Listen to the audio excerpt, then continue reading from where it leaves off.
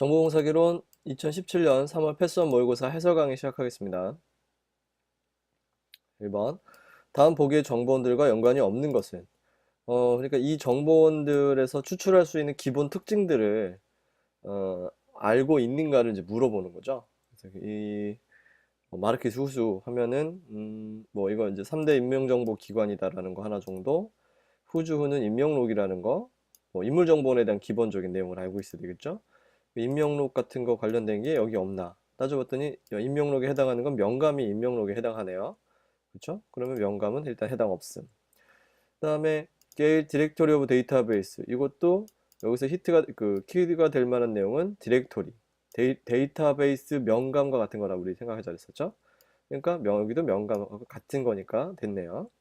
자, 북스인프린트, 이건 우리 어디서 배웠냐면은 상업서지에서 배웠던 거예요. 세계 최대 상업서지. 그래서 북스인프린트는 서지 쪽에 들어가야 되겠죠? 서지. 그 다음에 발레이. 발레이라든가 왈포드 이런 거, 그쵸? 기억나시죠? 발레이, 왈포드. 선택 안내 자료였었어요. 선택 안내 자료.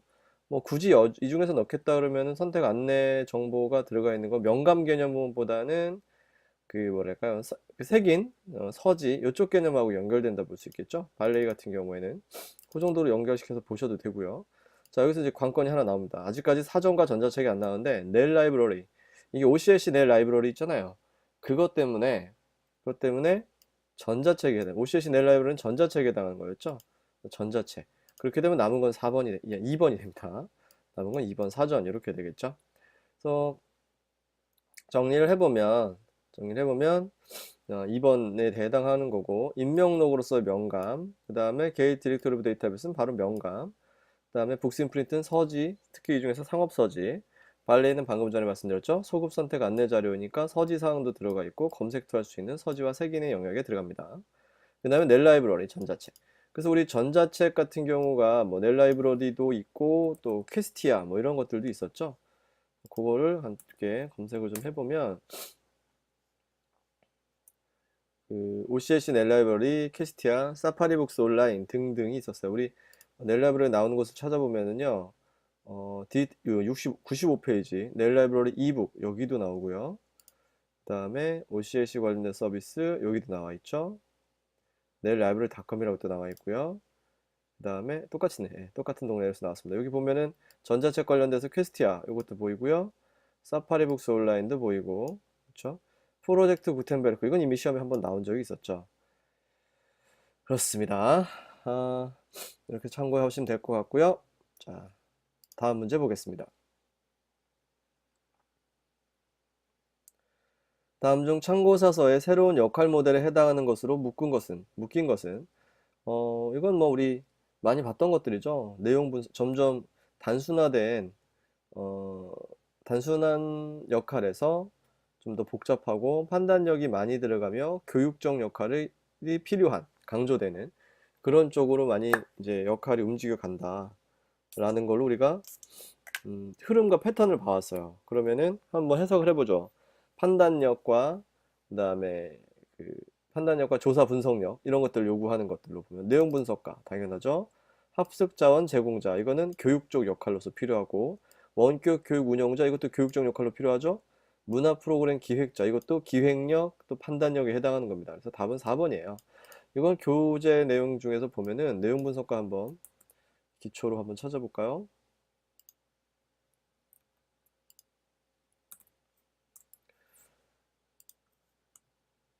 자, 여기서부터 새로운 역할 모델부터 나오는 부분이죠. 교재 26페이지 내용 분석과 콘텐츠 관리, 학습 자원 제공자, 이것도 우리 한번 같이 해석해 봤던 적이 있는 그런 내용입니다.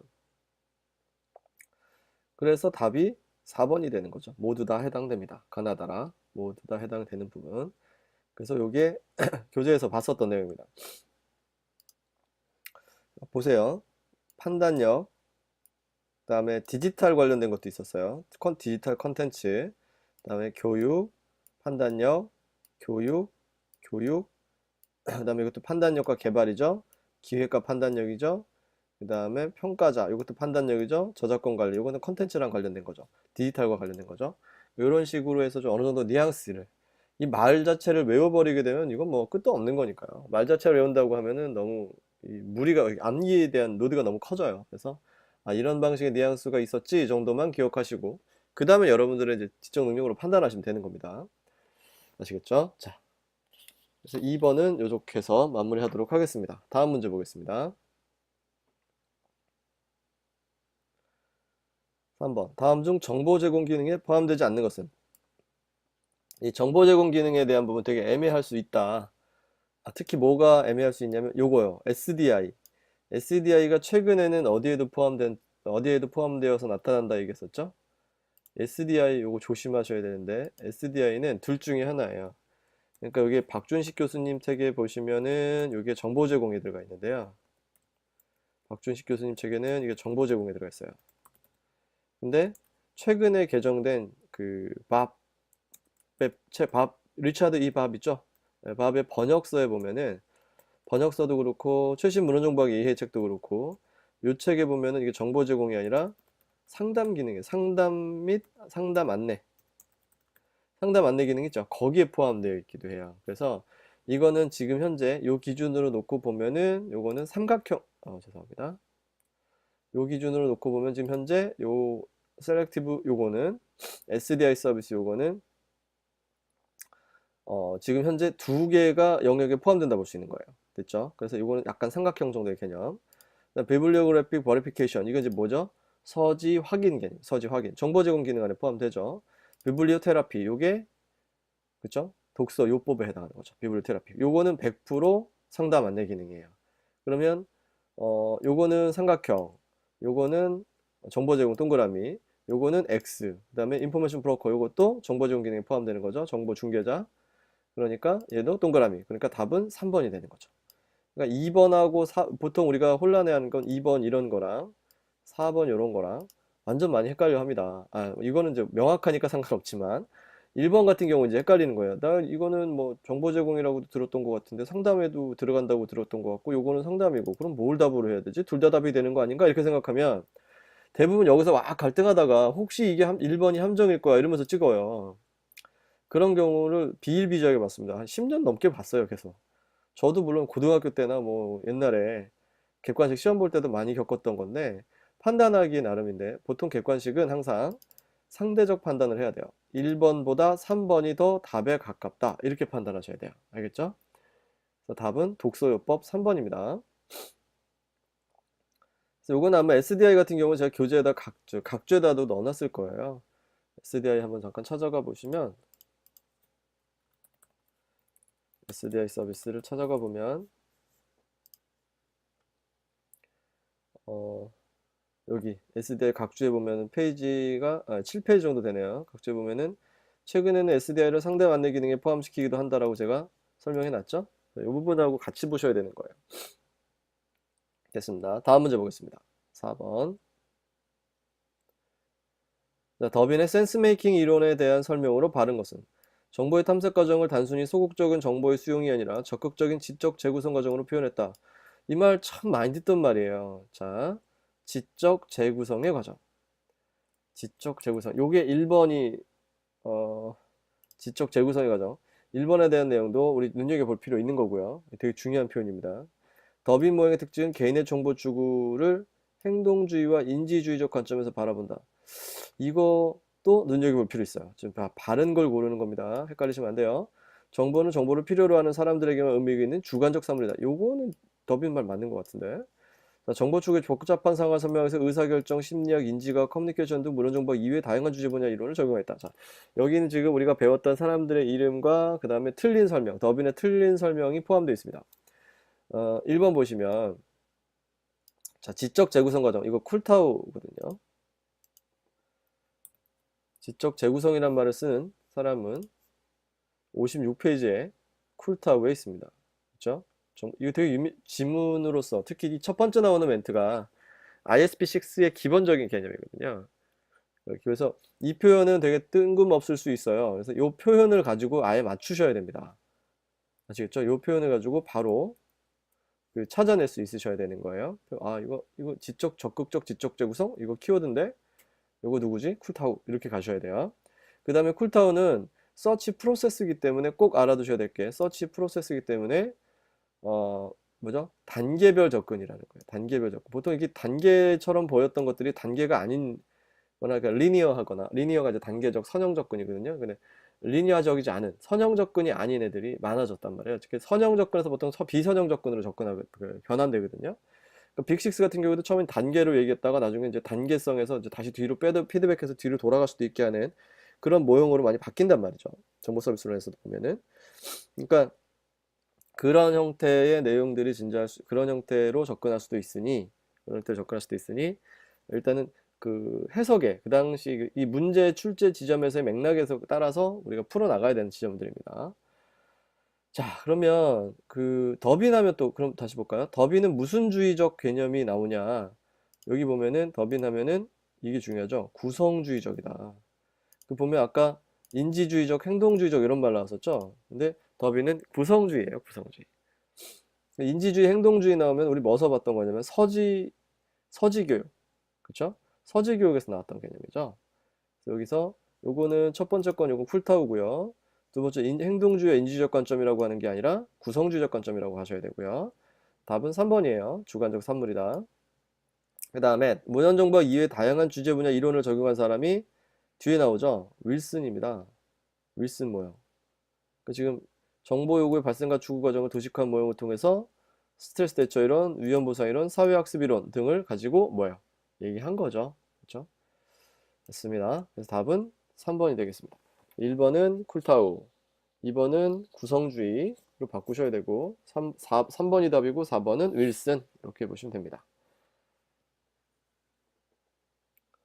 그래서 수정을 해봤고요. 자, 다음 문제 보겠습니다. 다음 참고정보원의 평가 요소 중 편성 배열의 세부 고려사항에 해당하는 것은? 편성 배열의 세부 고려사항. 편성 배열의 세부 고려사항 하게 되면은 이제 요즘에는 옛날에는 뭐 권위의 요소, 권위를 평가할 때 뭘 봐야 되는가, 뭐 이런 걸 좀 많이 물어봤었거든요. 그리고 그 다음에 뭐 뭐랄까요, 취급이라든가 또는 뭐 권위도 방금 전에 얘기했었고요, 가격, 그 다음에 최신성, 뭐 이런 것을 이제 제시하고 그 요소를 물어봤었어요. 그래서 소급성 이런 거 아니지 않냐, 뭐 이렇게 얘기를 많이 했던 것들이었는데 점점 이제 어떻게 가고 있냐면 점점 그 뭐랄까요, 이 요소 좀 더 자세하게 한 칸 더 안으로 들어가는 거예요. 안으로 들어가서 좀 더 자세하게 이렇게 물어보고 있는 추세입니다.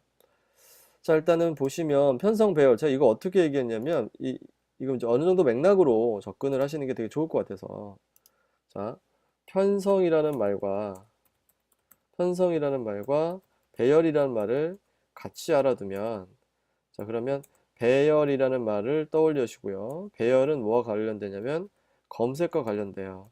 그럼 검색과 관련됐다면 화살표처럼 만들어가는 게 낫겠네요. 그죠?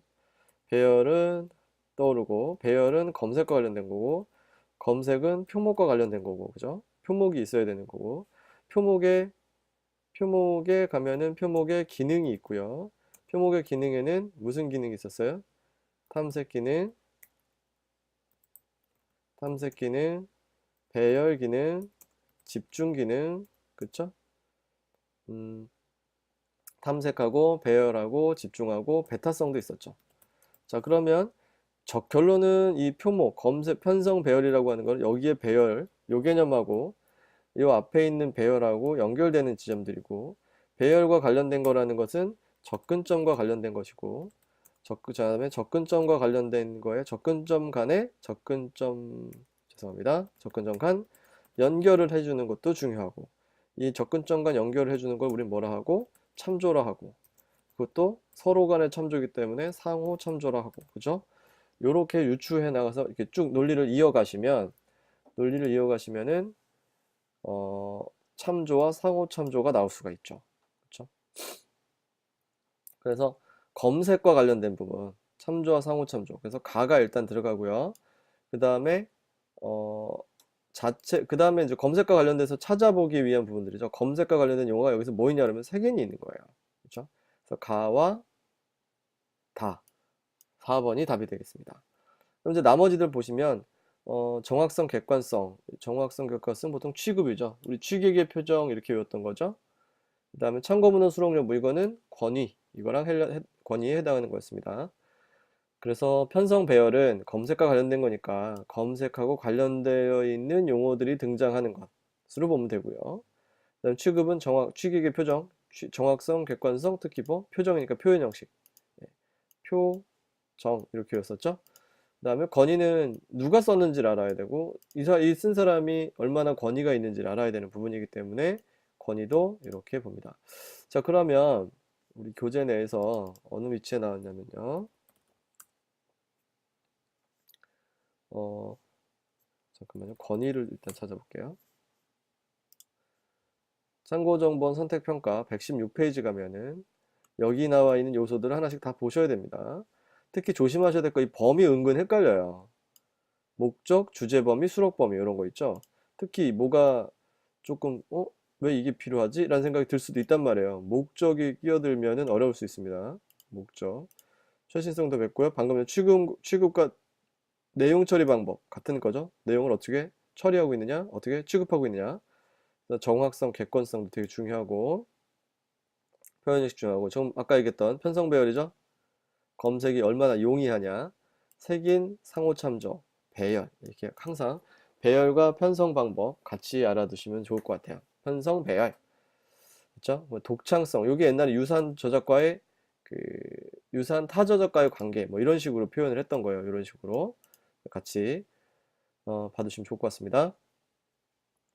됐고요. 6번 보겠습니다. 멀티미디어 정보의 색인 기법에 대한 설명으로 바른 것은, 즉 정보 검색으로 가네요. 조심하셔야 될 게 내용 기반 검색과 기술 기반 검색은 우리말 번역어에서 오는 뉘앙스와 실제 원의 의미에 어떤 약간의 그 착각을 줄 수 있는 요소들이 있으니까 조심해야 된다예요. 여기서 말씀드리고 싶은 내용은, 그러니까 컨텐트 베이스니까 우리는 내용적인 거 많이 분석하지, 내용을 보고 검색하지, 이렇게 생각하면 안 돼요. 이건 컴퓨터적인 처리인 거고요. 기술 기반에서는 우리가 이거 마치 기술을 한글만 봐서 기술이니까 테크놀로지, 테크닉 관련된 거겠네. 기술은 우리랑 거리가 먼 거지. 이렇게 생각하면 정반대인 거예요. 여기서 기술은 디스크립션 베이스드입니다.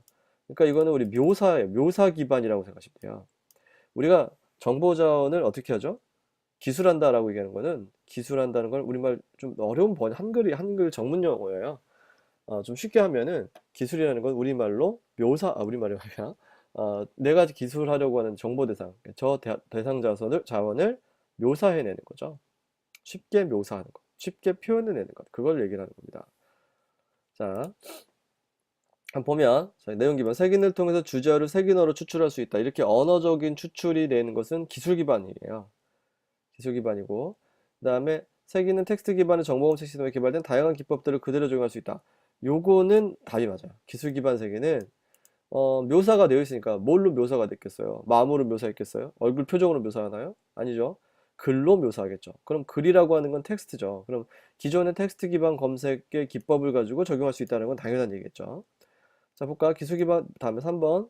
기술 기반 세계의 주된 세계는 이미지, 색상, 질감, 형태, 속성 정보다. 이 속성 정보, 뭐 메타데이터니까 속성 아닌가요가 아니라 이건 컴퓨터로 추출해낼 수 있는 속성들이에요. 색상, 이게 16만 컬러라면 16만 컬러 중에 몇 번째 색깔이겠어요. 그런 거 골라내기 거의 불가능하죠. 거의가 아니라 불가능하죠, 우리는. 질감, 이게 어떤 질감을 가지고 있는 거라는 거를 말로 아니면 글로 통일된 형태로 묘사할 수 있겠냐 이거죠. 자, 내용 기반, 4번. 내용 기반 색인에서는 색인 기술을 위해서 메타데이터를 사용한다. 이게 기술 기반에 대한 설명이잖아요. 그렇죠? 그래서 이 내용 기반 검색과 기술 기반 검색 내용 잘 봐두셨으면 좋겠습니다. 요거는 같은 취지로, 똑같은 문제는 아니지만 같은 취지로 국회 시험에 출제됐던 적이 있어요. 그래서 이거를 주목하고 있는 선생님도 있다는 얘기니까 내용 기반과 기술 기반을 섞어갖고 헷갈리게 만들어서 출제했던 적이 있는 문제니까 꼭 알아두자. 됐고요. 자, 다음 문제 보도록 하겠습니다. 7번 보겠습니다. 다음 중 퍼블릭 도메인에 해당하는 경우가 아닌 것은, 이 퍼블릭 도메인은 뭐라고 부르냐면 공공 영역이라고도 번역을 하는 부분이에요. 그래서 이게 디지털 도서관 쪽에 가면 저작권 관련된 부분 있죠. 거기랑 연결되는 지점인데 요 용어를 이렇게 바로 교재에서 찾기는 힘드실 거예요. 아마 교재에서 언급은 하고 있지 않으나 교재에서 이 용어를 언급하고 있지는 않는데 교재에 이 내용이 다뤄지고 있어요. 퍼블릭 도메인은 공공 영역이라 저작권 보호를 받는 게 아니라 보호를 받지 않게 된 작품들, 것들이에요. 저작권법의 보호를 받지 않는다. 그럼 어떤 경우에 저작권법 보호를 받지 않느냐? 라고 했을 때 우리가 이제 법적으로 봤을 때 좀 찾아봤는데 법적으로 봤을 때 어디가 해당하냐면 저작권법에 가면 7조 보호받지 못하는 저작물 여기에 해당하는 내용들이 다 퍼블릭 도메인의 영역에 해당하는 것들입니다. 저작권법 7조 꼭 알아두셔야 돼요. 근데 여기 있는 것들은 뉘앙스로 알면 돼요. 일단은 공공재적이고요. 공공재에 해당하는 거고 그냥 국가 지방자치 작성 뭐 이런 거잖아요. 그러니까 국가가 국민을 대상으로 저작권을 주장할 수는 없잖아요. 그런 개념입니다. 그 다음에 사실 전달에 불과한 시사보도 이런 것들은 다 어떤 개인의 창작이나 판단력이 포함되어 있지 않죠. 그렇죠? 그렇기 때문에 보호받지 못한다 이렇게 이제 보시면 되는 거예요. 학습 차원으로 좀 들어가 있는 건데 자, 볼까요? 저작권 보호기간이 만료된 문학작품. 이거는 이제 공공의 영역으로 들어가죠. 저자도 죽었고, 그 다음에 수십 년이, 70년이 지났고, 그렇게 되면은 이제 누구나 이 작품을 요를 지불하지 않고 받을 대상 자체가 이제 없으니까 쓸 수 있는 것이다. 섹스피어 작품은 누구든지 만들 수 있는 거예요. 원작을 갖다가 자기네가 출판을 하거나 이럴 수 있다는 거죠. 또 저작권법이 제정되기 전에 만들어진 모나리자, 성서. 뭐 성서는 누구한테 저작료를 줘야 되나요? 그쵸? 모나리자는 이미 돌아가셨는데요. 자, 오픈 액세스 저널에 발표된 저작물. 이건 이제 큰일 나죠. 오픈 액세스 저널은 무료인 것은 맞지만 오픈 액세스 그 원칙에 보면 저자의 저작권 보호가 있어요. 오픈 액세스 한번 가서 보시면 오픈 액세스 4대 원칙 같은 게 있죠. 네, 그쪽에 한번 가서 보시면은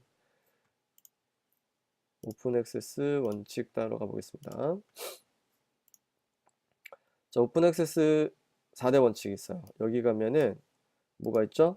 저자의 저작권 보유가 있다고요. 저작권을 지켜줘야 되는 거예요. 그래서 이게 공공 영역이 돼버리면 큰일 나죠. 큰일 나죠. 좋은 의도로 했는데 이제 저자들은 자기들 저작권까지 침해를 받게 되는 거기 때문에 말이 안 되는 겁니다.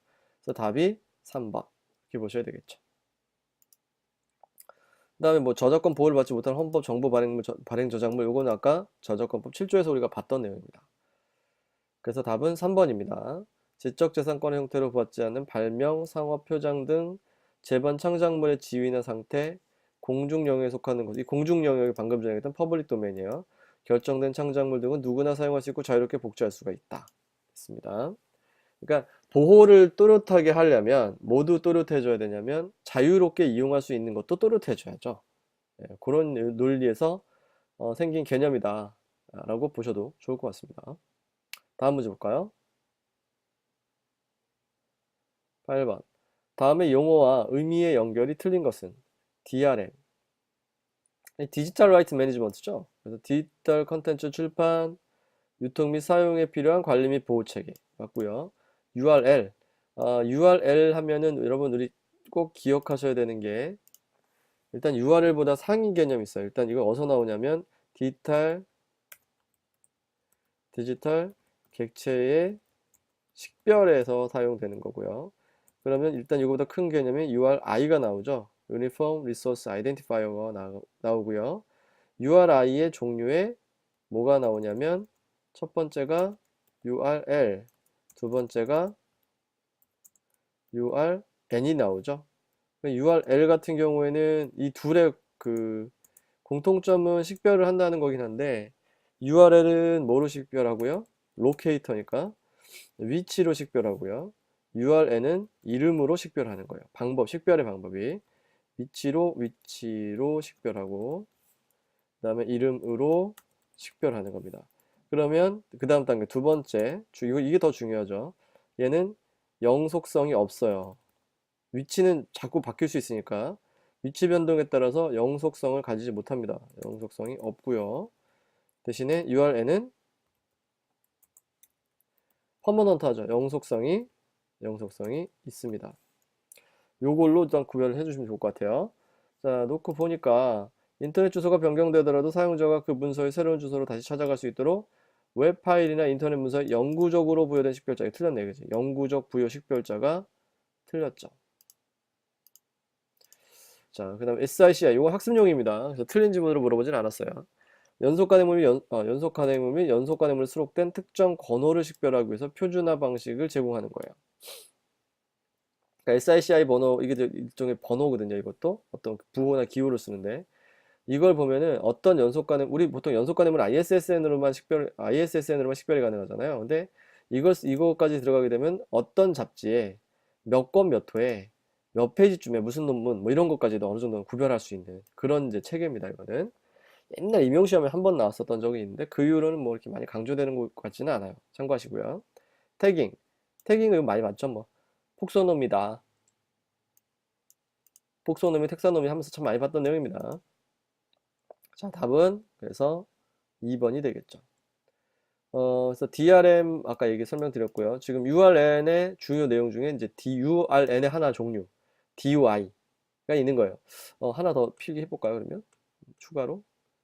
자, 그러면 이제 대표적인 사례가 뭐냐라고 할 수 있는데 URN의 사례에는 첫 번째가 DOI, 그다음에 오픈 URL, 그다음에 이제 우리 아날로그에 쓰고 있는 ISBN도 해당할 수 있죠. ISBN 이런 것 등등등이 해당할 수 있습니다. 자, 됐고요. 자, 다시. 그래서 여기 이제 나타날 수 있는 것이다. 그래서 뭐 인터넷 주소가 변경되더라도 사용자가 그 문서의 새로운 주소로 다시 찾아갈 수 있도록 웹 파일이나 인터넷 문서에 영구적으로 보유된 식별자다. 됐습니다. SICI 요거 한번 잘 봐두세요. 자, 다음 넘어갈까요? 9번. 다음 온라인 벤더와 제공 데이터베이스의 연결이 틀린 것은?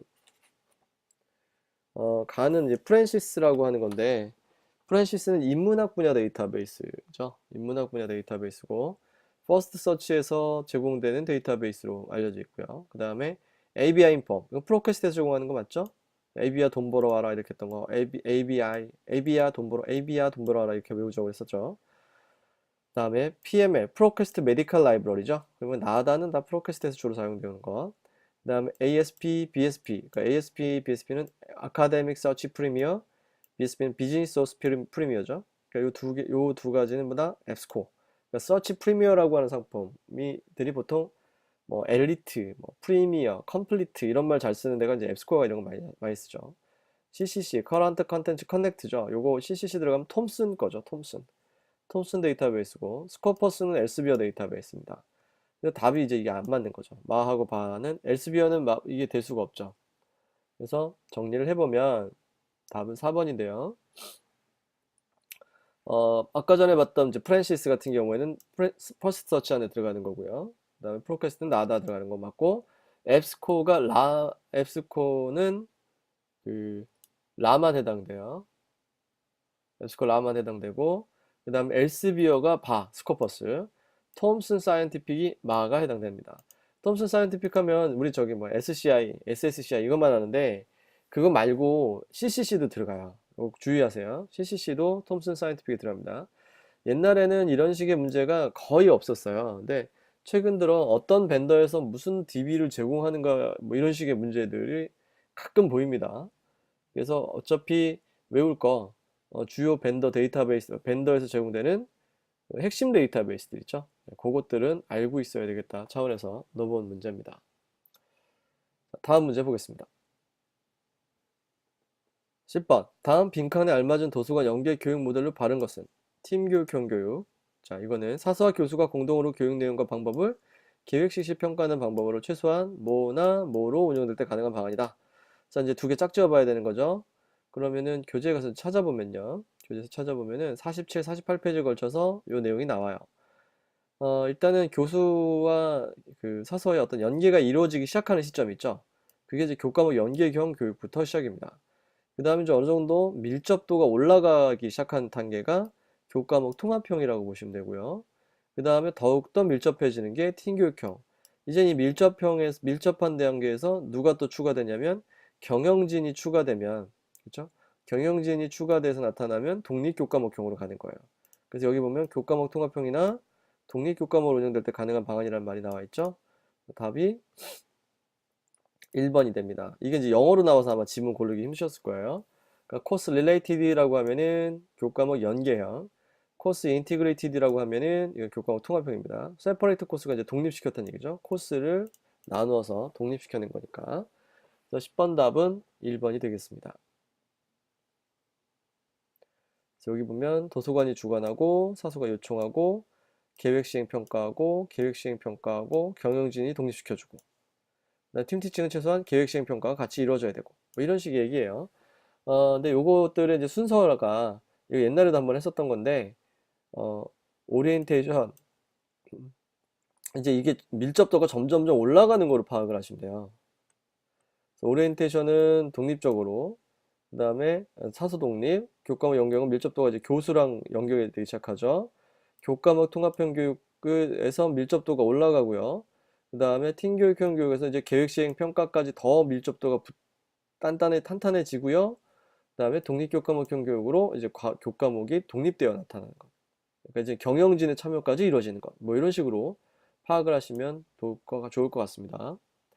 깔끔하게 떨어지지는 않아요. 우리가 뭐 이렇게 수능이나 이런 거 공부할 때 보면 이거는 이거, 저건 저거 이렇게 표로에다 탁 집어넣어가지고 깔끔하게 끝냈으면 좋겠으나 우리 학문이 그런 학문이 아닙니다. 그래서 보다 보면 이거는 이렇게 해석해야 되고 저건 저렇게 해석해야 되고 이건 이거하고 연결되는 것 같은데 저건 또 다르게 설명하는 것 같은 느낌 들고 이럴 수 있는 부분이 있어요. 그래서 일단은 저 대강의 컨셉을 잡아가시는 게 중요합니다. 대강의 컨셉. 다음 문제 보겠습니다. 자, 다음에 가상 검색 결과를 참고하여 문헌지향적 평가 방법에 의한 평균 정확률과 평균 재현율은 이 평균 정확률, 평균 재현율 구하는 거 우리 옛날에 기출에서도 나왔었고 평균 정확률, 평균 재현율 이제 이쪽이죠. 문헌지향적 방법 보는 거. 그래서 마이크로 평가다, 매크로 평가다 하면서 우리가 봤었던 내용들이잖아요. 그럼 여기서 지금 무슨 지향적이라고 돼 있죠? 문헌지향적 방법의 평가 방법으로 평균 정확률과 평균 재현율 그러면 이렇게 구해야 된다는 얘기죠. 따로따로. 평균 이 산출 방법이 따로따로 봐야 된다는 얘기죠. 따로따로 계산을 하게 되면은 전체 합대 그 다음에 분자의 합과 분모의 합으로 그냥 바로바로 계산을 해버리면 끝이에요. 어렵지 않습니다. 계산만 잘 따라가시면 되는 거라 이건 뭐 밑에 거도 하고 위에 거도 하면 되는 거죠. 그러니까 평균 재현율은 재현율이니까 어떻게 봐야 되죠? 적합문헌 총수분의 검색된 적합문헌수 이렇게 봐야 되겠죠? 그렇죠? 적합문헌 총수분의 검색된 적합문헌수 그러면 10 더하기 8 더하기 10분의 2 더하기 3 더하기 2가 돼야 되겠죠? 그렇죠? 그러면 평균 정확률은 검색된 문헌 총수분의 검색된 적합문헌 수죠. 그럼 4 더하기 6 더하기 4분의 2 더하기 3 더하기 2가 되겠죠. 간단한 얘기입니다. 그쵸? 요거대로 적용한 거니까 그렇게 하게 되면은 답이 해설에 있는 것처럼 1번이 되는 거죠. 평균 재현율은 25%, 정확률은 50%. 다음 문제 보겠습니다. 다음 중 셰넌의 정보 개념으로 틀린 것은? 자, 정보란 자유롭게 메시지를 선택할 수 있는 하나의 수단이다. 정보에는 신호 계열이자 내용의 의미를 전달하는 것을 정의다했다. 이 셰넌하면 우리 조심하셔야 될 게 이 사람은 우리들 이런 표현 많이 쓰죠. 뼛속까지 뭐 이런 거 많이 쓰죠. 셰넌은 뼛속까지 공대생이에요. 뼛속까지 공대생. 뼛속까지 공대생인데 이런 의미 전달, 내용의 어떤 의미, 내용의 말랑말랑함 이런 거하고는 전혀 상관이 없어요. 내용의 의미를 전달하는 이게 틀린 겁니다. 신호 계열까지는 맞아요. 이 사람에게 정보라는 거는 깜빡깜빡깜빡하는 컴퓨터의 신호인 것 뿐이지 그게 전달하는 내용적 측면하고는 전혀 관심이 없었어요. 보면은 비트 바이트 이거가 중요하다고 보는 사람이었던 거예요. 비트 바이트가 중요한데 여기에 의미가 뭐가 필요하겠습니까? 답 2번입니다. 쉐넌 할 때 조심하셔야 될 거. 우리 문정과는 다 거의 대부분이 거의 대부분이 아니라 다 사회과학대나 인문대에 있단 말이죠. 그래서 대부분 다 어떤 의미적 측면을 많이 다 생각을 하는 사람들인데 우리는 원래 공학적 측면과 함께 가는 그 부분도 꽤 많단 말이에요. 그래서 공학적 측면하고 연결되어 있는 부분도 알아야 돼요. 이 공학은 내용하고는 상관이 없어요. 생산량을 늘리는 거에 관심 있지 그거를 어떻게 먹는지는 관심이 없습니다. 음식 같은 거에 생산량을 늘리는 거에 관심 많아. 그러니까 와 쌀을 많이 생산해야 돼. 그럴 땐 이렇게 해야지 이렇게 해야지 하는데 쌀 가지고 어떻게 요리해서 어떻게 맛있게 먹어야 될지 이거에 대한 관심은 없어요. 공학에서는. 어떤 개념인지 아시겠죠? 그래서 내용적, 의미적, 질적 이런 부분은 조금 거리가 있는 표현들입니다. 쉐너는 뭐다? 공대생이다. 이렇게 생각하시면 조금 편해질 수 있을 것 같네요. 답은 2번입니다. 그래서 신호 중심으로만 해석. 신호 중심으로 해석하였다. 요거만 보셔도 충분합니다. 다음 문제 보겠습니다. 13번 해외 도서관 네트워크와 틀린 연결이 도서관 네트워크와 서비스입니다. 도서관 네트워크와 서비스 연결이 틀린 것. 컨텐트 DM 요거는 우리 그 OCLC에 가면은 디지털 컬렉션 리프리저베이션이라고 하는 부분이 있어요. 여기 있죠. 여기서 컨텐트 DM 요걸 얘기를 하는 거예요. 회원 이게 소프트웨어. 그러니까 디지털 장서 관리 소프트웨어인 거죠. 그래서 요거 내용 읽어보시면 되는 거고요. 자, 그 다음에 골드러시. 골드러시는 칼의 칼의 전자전원 관리 시스템. 그래서 칼의 그 운커버도 있었고, 그 다음에 프로스펙터도 있고, 골드러시도 있죠. 그래서 운커버는 이제 그 인젠타로 넘어갔고, 그 다음에 골드러시랑 프로스펙터 두 개만 남아있죠. 그래서 이렇게 해외 도서관, 미국 도서관 네트워크 쪽으로 보인다면 보통 예제가 요즘에는 나름 어떤 전국 단위의 큰 규모를 보면 OCLC랑 칼 정도 두 가지를 보통 많이 책에서 뽑아내더라고요. 자, 그 다음 유트라스. 요거는 캐나다 토론토의 대학입니다. 대학에서 운영하는 시스템이고요. 요 T가 토론토예요. T가 토론토. 자, 그 다음에 캡콘은 워싱턴, 메릴랜드, 버지니아 이런 쪽에서 쓰던 것들이죠. 텍사스 시스템은 아미고스였죠. 아미고스. 텍사스에서 나온 텍사스, 멕시코 사람들, 멕시코는 스페니쉬, 스페인어 계열의 언어의 어떤 어감, 아미고스 이렇게 연결시키면 어느 정도 충분하게 접근할 수 있는 부분이죠. 그래서 틀린 것으로 따져가면은 답은 4번입니다. 해설 내용도 이거 많이 들어가 있으니까 교재 페이지 좀 알려드릴게요. 요거는 교재 페이지에서 이쪽에 보시면 되겠죠. 현존 대표 지역 네트워크 97페이지네요. 여기서 보시면 됩니다. 이 솔리넷 같은 경우에는 지금 조금 바뀌었으니까 밑에 나르시스 뭐 이런 애들 나와 있으니까 참고하시고요. 자, 다음 문제 보겠습니다. 정보 서비스 평가에 대한 설명으로 틀린 것은 미시평가를 통해서만 현재 서비스 수준을 개선 향상시킬 수 있다. 이건 맞는 말이죠. 미시평가, 거시평가 했을 때 거시평가는 그냥 지금 잘 되고 있나? 뭐 이런 정도를 얘기할 수 있는 거. 자, 그 다음에 통계 작성법은 객관성 결함이 부정확할 가능성이 있다. 그러니까 조심해야 돼요, 이 멘트. 객관성의 결함이 부정확하다. 이것도 아니에요. 어떻다? 우려가 있다. 이 소리죠. 가능성이 있다. 그러니까 조심해야 된다. 통계는 객관적이잖아요. 하지만 그 해석에 있어서 타당성을 잃게 되면은 객관성이 결여될 수 있는 거거든요. 이거는 해석의 여지가 있기 때문에 조심하셔야 됩니다. 그래서 완전 틀린 거 골라내야 돼요. 자, 직접 관찰법은 관찰자의 능력에 따라 평가 결과가 잘못됩니다. 이건 당연히 질적인 영역이기 때문에 그럴 수밖에 없고요. 서브컬은 기대치와 인식치 차이를 측정하여 서비스 품질을 평가하는데, 자, 여기까지 맞아요. 그 신뢰성은 완전하지 못하다. 신뢰성이 아니라 타당성을 완전하지 못하다. 이렇게 봐야 되는 거예요. 자, 신뢰성은 대부분의 어떤 통계적 수단을 사용하는 설문을 사용하는 애들은 신뢰성은 거의 대부분 가지고 있어요. 그러니까 요 설문지를 가지고 다른 데다 돌리면 결과가 완전 다르게 나올 건 아니야가 신뢰성이에요. 이 신뢰성이라는 걸 조심하셔야 돼요. 이 설문지 얼마나 믿을 수 있어? 다른 데 물어봐도 돼? 물어봐. 별 차이 안 날 거야. 이 정도가 신뢰성인 겁니다. 아시겠죠?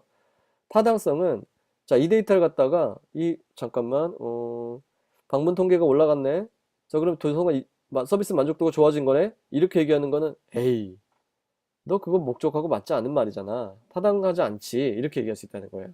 그러니까 서브컬로 만들어져 있는 설문 결과가 어떻게 될 수 있냐면 타당성을 잃게 되는 경우가 생길 수 있다는 거죠. 그래서 타당성하고 신뢰성이 두 개가 충족되는 거는 우리 그 평가 유형 중에 비밀평가법 하나밖에 없어요.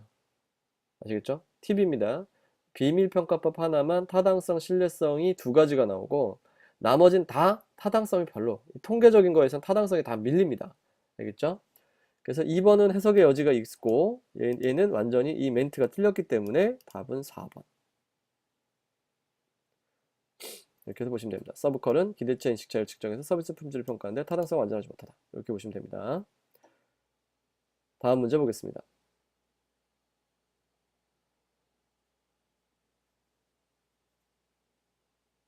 15번 국내 도서관 네트워크 관련 설명으로 틀린 것은?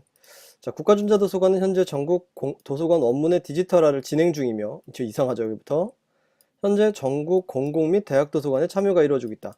우리 국가전자도서관은 그 국내 주요 기관, 그 주요 기관도 몇 개였죠? 한 8개 정도 되는 주요 기관의 소장 자료의 디지털 원문화 작업, 디지털 이제 그 소장 자료의 원문화 작업, 디지털 원문 작업을 진행을 하고 있는 것이었고, 여기 전국 도서관으로 가는 건 나중에 향후에 진행돼야 될 얘기였던 거죠.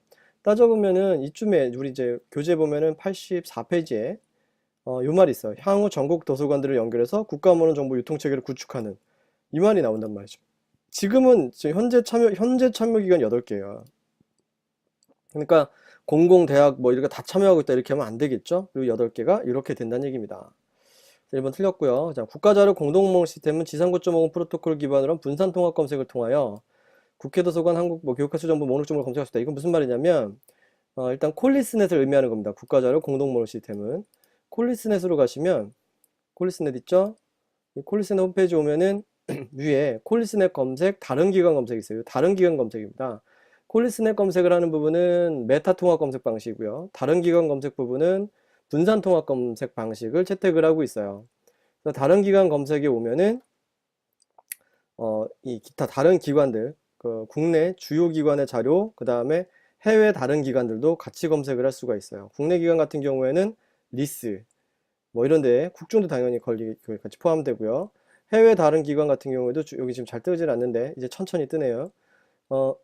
해외 다른 기관 같은 경우에는 뭐 그 오스트레일리아라든가 이런 나라들, 또 LC 뭐 이런 데 것도 같이 검색할 수 있도록 하는 요 기관에서 클릭을 하면서 검색할 수 있도록 하면 됩니다. 체크를 해서 검색할 수 있도록 하는 거예요. 근데 이제 보면은 이제 나중에 보면은 여기 이제 한번 체크해 보시면 뭐 요거랑 체크를 해서 선택 이렇게 눌러주면은 검색하면 넘어가서 두 군데 기관의 내용을 검색할 수 있게 되고요. 요 기관은 제가 언제 올 때마다 가끔씩 좀 바뀌어요. 바뀌는 추세가 좀 있어요. 그래서 기관이 참여 기간이 어떤 때 늘어났다가 어떤 때 좀 줄어들기도 하고 하기 때문에 딱히 이렇다라고 얘기하기는 좀 힘든 부분들도 어느 정도 있지만 타기관 검색을 한다라는 거, 그러니까 메타 통합 검색 방식의 콜리스넷 검색에 참여하지 않는 기관을 검색하는 또 다른 방법이 다른 기관 검색이다. 이 정도 알아두시면 될 것 같습니다. 자, 그다음 코사 보면요. 코사는 옛날에 이제 광주과학기술원이 ASP 서비스를 통해서 제공을 하다가 광주과학기술원이 이제 우리 더 못하겠다. ASP 서비스 이제 못할 것 같아. 라고 얘기를 해가지고 이 회원기관들이 별도의 업체를 골랐어요. 업체를 선정을 해서 지금 현재 클라우드 기반의 완전 100% 클라우드 기반으로 이제 도서관 운영 체제를 굴리고 있습니다. 그래서 이 말이 맞는 거죠. 클라우드 기반 개발된 도서관리 시스템을 서비스하고 있어요. 그 다음에 교육학술 정보 리스트에는 해외 DB 회사와 계약한 해외 학술 정보 무료로 검색할 수 있고, 그 해외 학술 정보 검색했을 때 나왔던 것들이 뭐 PML이나 기억나시겠죠? 뭐 PML도 검색 대상이 됐었고요. PML도 있지만 PML 여기 보면 나오죠. 자, 리스 해외 전자정보 쪽에 가면은 ASP, VSC, 프로캐스트 뭐 이거 다 해외 전자정보들이잖아요. 그래서 이걸 우리가 공부하자고 얘기했었던 거죠. 요거 위치는 87페이지 됩니다. 그래서 답은 1번입니다. 15번 답은 1번이고요. 자, 다음 문제 보겠습니다. 다음 중 국립중앙도서관의 서비스가 아닌 것. 책 다 모아. 그 서비스인 이 명칭은 있지만 설명이 다를 수도 있는 거예요. 책 다 모아, 이도서 기증 시스템. 책 기증 시스템은 책 다 모아. 이게 북 더 모아라고 영어로도 쓰더라고요. 그래가지고 이거는 기증 쪽이고요. 책이음, 순회문고 운영 서비스. 이게 틀렸고요. 책이음은 그 하나의 회원증으로 전국 어디서든 도서대출 서비스를 받을 수 있도록 해주는. 그러니까 국가 상호대차 시스템하고는 조금 다릅니다. 국가 상호대차 시스템은 좀 다르고, 국가 상호대차 시스템은 이제 어디 방문하지 않고도 이렇게 바로 날라오는, 뭐 이렇게 대출이 이루어질 수 있는, 그러니까 비방문 대출이지만 방문하지 않고도 내가 책을 이유받을 수 있다, 이 얘기지만, 책이은 같은 경우에는 방문해서 내가 하나의 회원증으로 다 대출을 신청할 수 있다는 개념이에요. 그래서 요거 표현만 좀 잘 주의해서 알아두셨으면 좋겠습니다. 책나래 같은 경우에는 장애인 대상 문헌 배달 서비스니까 꼭 알아두셔야 돼요. 책임 잘 받으세요. 국중에서 이거 홍보하려고 많이 이제 홍보를 하고 있는 중이에요. 그래서 하나의 회원증으로 전국 어디서든 도서대출 받을 수 있는 것. 그러니까 회원증으로 내가 이거 도서관에 방문을 해서 대출을 받고 싶어. 그러면 책이음인데, 내가 방문을 하지 않고 다른 도서관에 책을 대출을 받고 싶어. 그러면 책바다인 거죠. 그런 식으로 정리를 하시면 될 것 같습니다. 자, 다음 문제 보겠습니다. 17번. 정보 검색 시 너무 많은 정보가 검색되었을 경우 대응 방법이 아닌 것. 자, 너무 많은 정보가 검색되었다면은 재현율이 너무 높게 나타난다는 얘기고요. 자, 그럼 대응 방법은 정확률을 높여야 된다는 얘기겠죠. 그럼 정확률을 높이는 방법을 따져봐야 되겠죠. 그러면은 이제 정확률을 높이는 방법이 아닌 것을 얘기하는 거겠죠. 봅시다. 다이어가 심각한 문제가 아니라면 탐색 개념을 정확히 나타내는 자연어에서 탐색을 추출한다. 자연어에서 뽑아내면은 자연어의 어떤 그 용어 특정성이 높기 때문에 그 특정성이 높은 단어로 정확률을 높일 수가 있죠. 1번 맞고요.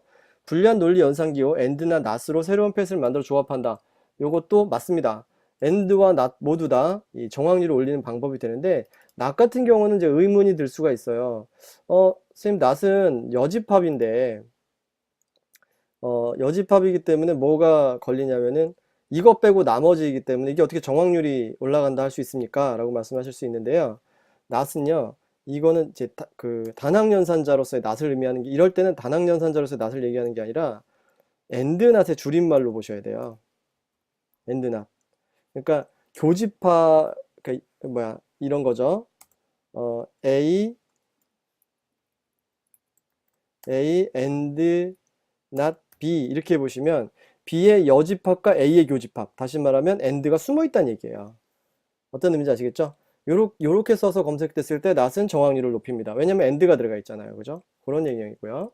용어 절단 기법을 엄격하게 사용한다는 얘기는 절단을 쓰게 되면 여러분 문제가 재현율이 올라가죠? 그건 차라리 안 쓰는 게 낫지. 그쵸? 답이 3번이 되겠습니다. 탐색문 작성이 출판연도나 문헌 형태 등, 자, 제한 기법을 쓴다. 제한 기법. 이것도 당연히 정확률이 올라가는 거겠죠? 그래서 이것도 교재에서 많이 볼 수 있었던 내용인데 한번 찾아가 볼까요? 다이어가 심각한 문제. 이 말 잘 많이 쓰일 겁니다. 다이어가 심각한 문제가 아니라면 이 표현 나왔던 데가 바로 위치가 253페이지 검색 결과별 대처 방법. 여기서 나왔던 거예요. 엔드나스로 새로운 패시드 만들어 조합한다, 이런 말들 여기서 추출한 거고, 여기서 뽑아냈던 내용이 여기 들어가 있죠. 해설에 있습니다. 참고하시면 될 것 같아요. 답은 3번. 다음 문제 보겠습니다. 다음의 그림은 인용 문헌망을 표현한 것인데 문헌 2와 문헌 F의 동시 인용도와 서술 결합도를 바르게 구한 것. 문헌 2와 문헌 F예요. 그러면 동시 인용 문헌망에서는 여기 이제 요걸 보고 A는 B, C, D에 의해 인용되고 있다라는 거죠. A는 B, C, D에 의해 인용되고 있어요. 그러면 E와 F를 보면 B, C, D는 E와 F에 의해서 인용되고 있는 거라는 걸 볼 수 있죠. 그러면은 한번 볼까요? 자, 그러면 E와 서지결합도는 같은 참고문헌을 가지는 것의 개수니까 동일한 참고문헌의 개수라고 보시면 돼요. 그러면 E는 참고문헌이 B, C, D를 가지고 있고 F는 참고문헌이 C와 D를 가지고 있는 거죠. 그럼 동일한 참고문헌의 개수는 B는 B, C, D를 가지고 있고, 되게 쉽게 정리할 수 있습니다. 보시면 E는 참고문헌을 가지고 있는 게 B, C, D고요. 그 다음에 F는 참고문헌이 C와 D를 가지고 있어요. 그럼 여기서 똑같은 참고문헌은 몇 개인가요? E와 F가 같이 하고 있는 거는 참고문헌은 몇 개인가요? 2개죠? C와 D 2개죠? 그러면 이건 서지결합도 2가 되는 겁니다. 서지결합도 2가 되고요. 그 다음에 동시인용도는 E와 F가 다른 논문의 참고문헌이 되는 경우죠. 다른 논문의 참고 문헌이 동시에 되는 경우입니다. 어차피 밑에 나오는 거는 G밖에 없기 때문에 동시인 용도는 1이 되는 거죠. 그럼 답은 2번이 되겠습니다. 아시겠죠? 그래서 이 참고 문헌이라는 개념으로 이해하시면 좀 빨라요. 그러니까 E와 F가 같이 가지고 있는 참고 문헌의 개수, 요거죠. 방금 전에 본 거. 그다음에 동시인 용도는 E와 F가 다른 책의 다른 논문이나 책의 참고 문헌으로 동시에 등장하는 거. 이렇게 보셔야 되는 거죠.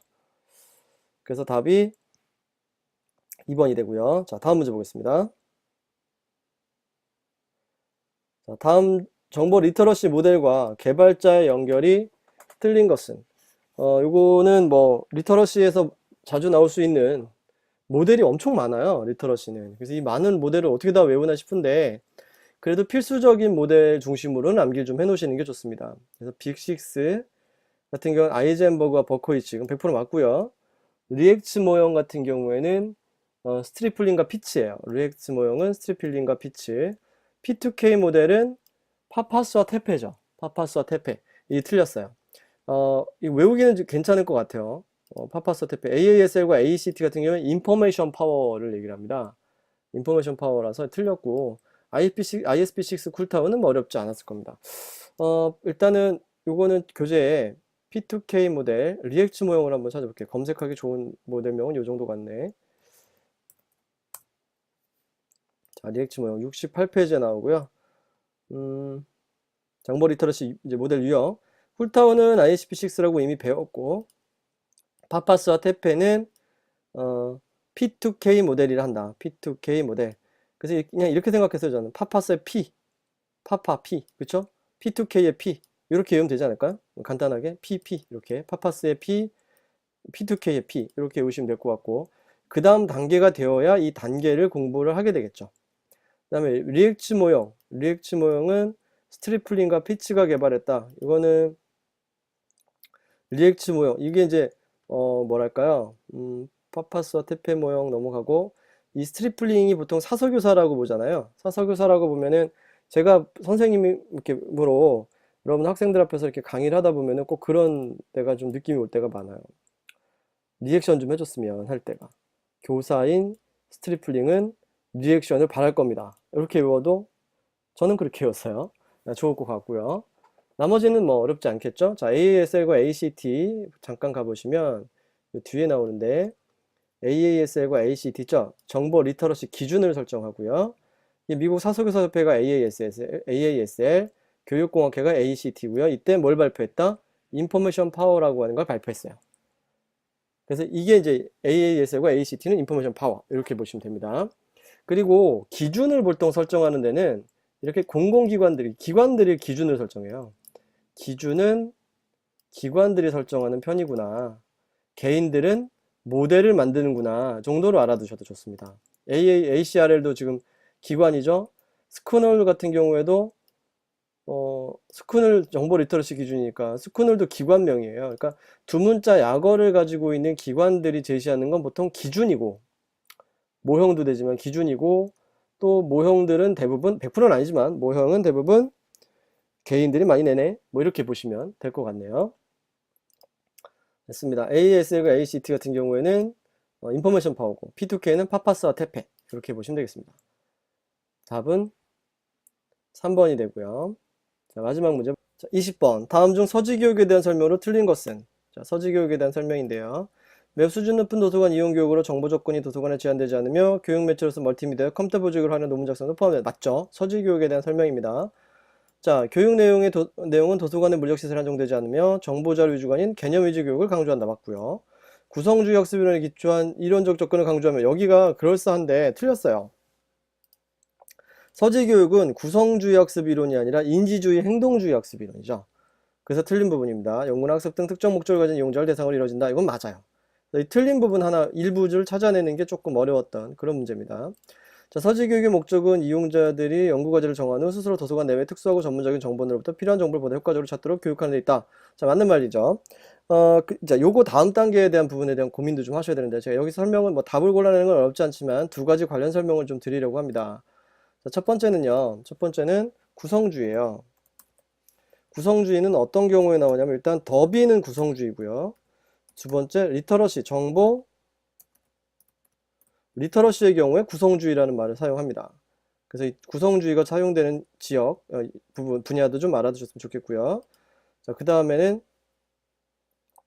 알아두셔야 되는 거는 단체 교육의 유형이에요.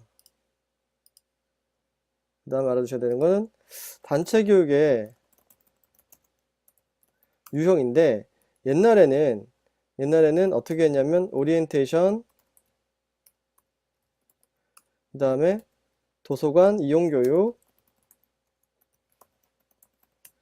그 다음에 세 번째가 지금 위에 본 서지교육, 자, 네 번째가 정보관리 교육이었어요.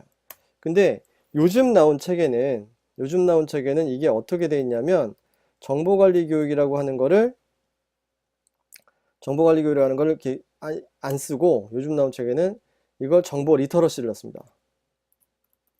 이렇게 넣는 경향이 있어요. 정보 리터러시라고 하는 게 서지교육 다음 단계를 볼 수도 있다라고 보고, 정보관리 교육이 빠졌어요. 이게 원래 우리나라 제가 자주 말씀드렸던 게 정보 서비스론의 기본 뼈대를 만든 책이 미국의 리차드 밥과 이제 스미스, 밥 앤 스미스 책이라고 보통 많이 하는데요.